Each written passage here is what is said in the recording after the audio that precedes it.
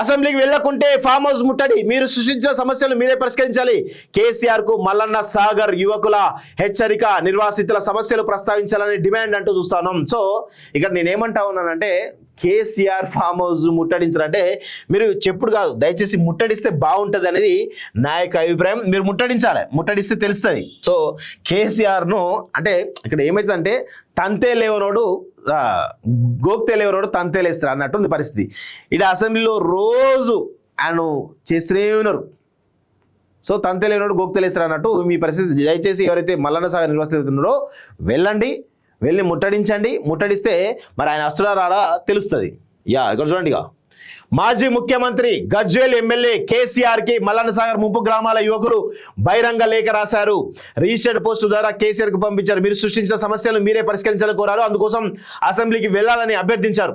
గత ఏడాది డిసెంబర్ 16న మల్లన్న సాగర్ నిర్వాసితుల సమస్యలపై బహిరంగ లేఖ రాష్ట్రం స్పందించకపోవడం అన్యాయమన్నారు. ఆ సమస్యను అసెంబ్లీలో ప్రస్తావించకపోవడం అమానుషమన్నారు. ఫిబ్రవరి 7న మాజీ మంత్రి హరీష్ రావు నిర్వాసితుల సమస్యలపై ప్రస్తుత సీఎం రేవంత్ రెడ్డికి లేఖ రాసిన అసెంబ్లీలో ఎందుకు ప్రస్తావించలేదో చెప్పాలన్నారు. మల్లన్న సాగర్ కుంభకోణాలు అక్రమాలు బయటపడతాయన్న ఉద్దేశంతో అసెంబ్లీలో ప్రస్తావించలేదని భూ నిర్వాసిత గ్రామాల యువకులు అనుమానం వ్యక్తం చేశారు. మీ హయాంలో నిర్మించిన రంగనాయక సాగర్ అంతగిరి ప్రాజెక్టు నిర్వహిస్తున్న సమస్యలపై ఎందుకు లేఖ రాయాలని ప్రశ్నించారు. ప్రాజెక్టుల పేరుతో మీరు దండుకున్న సొమ్మును కాపాడుకోవడానికి, మీరు చేసిన అవినీతిని తప్పులను కప్పిపుచ్చుకోవడానికి మాత్రమే లేఖ రాస్తారని పేర్కొన్నారు. ఇప్పటి వరకు హరీష్ రావు ఆయన టీం సభ్యులు ఒక్కసారైనా R&R కాలనీకి రాలేదని వివరించారు. నిర్వాసితుల సమస్యలపై అసెంబ్లీలో చర్చించి నిర్వాసితుల కుటుంబాలకు న్యాయం చేయాలని ఆ యువకులు కోరారు అంటూ చూస్తారు. మీరు కోరడం కాదు, దయచేసి డైరెక్ట్ గా వెళ్ళి అటాక్ చేయండి, ఆ ఫామ్ హౌస్ ముట్టడించండి. ముట్టడించి బయటికి తీసుకురాని చెప్పేసి కూడా మేము కూడా కోరుతా ఉన్నాం. మీ ఉద్యమంలో మేము కూడా పాల్పంచుకుంటాం బరాబర్. ఎందుకంటే మీ మల్లన్న సాగర్ సంబంధించినటువంటి అనేకమైన సమస్యల్లో కాలోజిటీ కూడా అనేకమైనటువంటి మీతో పాటు పోరాడుతూనే ఉంది, మీతో పాటు కలిసి పనిచేస్తూనే ఉంది. సో మీరు దయచేసి స్టేట్మెంట్స్ ఇవ్వడం కాదు, మీరు వెళ్ళి ముట్టడించండి. కేసీఆర్ రాడు, కుంభకర్ణుడు నిద్రపోతా ఉన్నాడు. మరి ఆయన ఫామ్ హౌస్లో తాయి పండు తప్ప ఆయన చేసే పని ఏం లేదు.